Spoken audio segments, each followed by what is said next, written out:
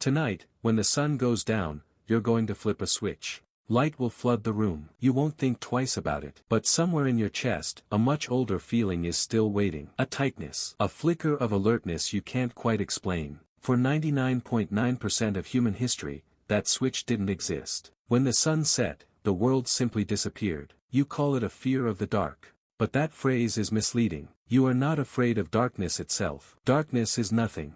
Empty air. What you are actually afraid of is what darkness hides. And that fear was not invented by horror movies or bedtime stories. It was built, piece by piece, over millions of years, by ancestors who did not survive the night by accident. Picture the African savanna, roughly 2 million years ago. Your ancestors were not the biggest predators. They were not even close. They were mid-sized, slow, weakly clawed, and almost defenseless in open ground. Lions hunted at night. So did leopards, hyenas, and saber-toothed cats. Human night vision is poor compared to these animals. Your eyes evolved for daylight, not darkness. So when the sun dropped below the horizon, your ancestors lost their best sense almost entirely. Anthropologist Sarah Blaffer HRDY has argued that this vulnerability shaped far more than sleeping habits. It shaped social bonding itself. Early humans who slept alone, or wandered from the group after dark, simply vanished from the gene pool. The ones who survived were the ones who felt uneasy being isolated at night. That unease pushed them toward the fire, toward each other, toward the group. Fear, in this sense,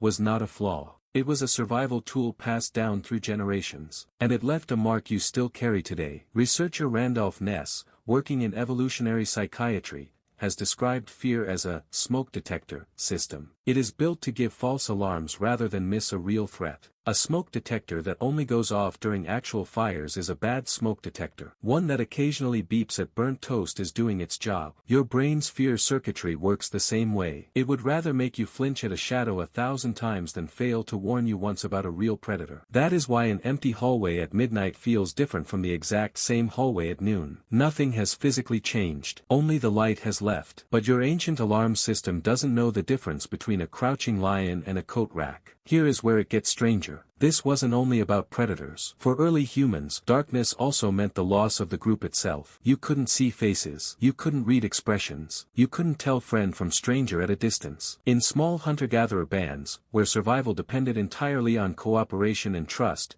that blindness was almost as dangerous as any animal. Losing sight of your tribe could mean losing protection, food sharing, and defense. So the fear wasn't just, something might eat me. It was also, I might be alone when it happens. This is why fire became one of the most important inventions in human history. Not just for warmth, not just for cooking. Fire pushed back the darkness and, with it, pushed back that ancient terror of isolation. Anthropologists studying the archaeological record, including work associated with Richard Wrangham on the origins of cooking and fire use, suggest that controlled fire may have reshaped human social life entirely. Groups gathered around flame long after the sun went down. Stories were told. Bonds were reinforced. The night, once purely dangerous, slowly became something communities could survive together. That circle around the fire is still inside you. Think about it. You still feel safer with a lamp on. You still feel calmer in a room with other people after dark. You still, on some level, seek the modern version of that flickering light in gathered group. Now think about what happens when that circle disappears.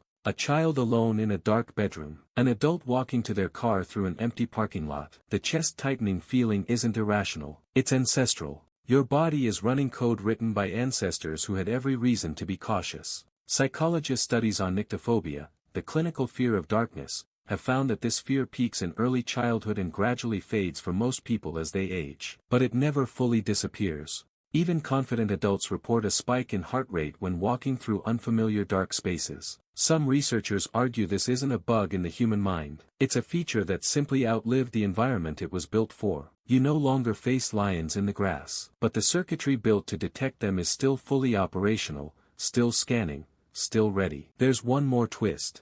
Studies on sleep and darkness suggest that this ancient wiring didn't just create fear. It shaped an entire daily rhythm. Before artificial light, humans slept in tune with the sun, waking with growing alertness at dawn and drifting into vigilance at dusk, a pattern some sleep researchers describe as biologically encoded caution. Even now, most people report feeling a subtle mood shift as evening approaches, regardless of how safe their environment actually is. So the next time the lights go out, and that small, ancient discomfort creeps in, you'll know exactly what it is. It isn't weakness. It isn't superstition. It's 2 million years of ancestors who survived the night by staying alert, staying close, and staying together. Tonight, when the sun goes down, you won't need to flip a switch to feel it. The real answer was never the dark itself. It was always what the dark once meant for the people who came before you.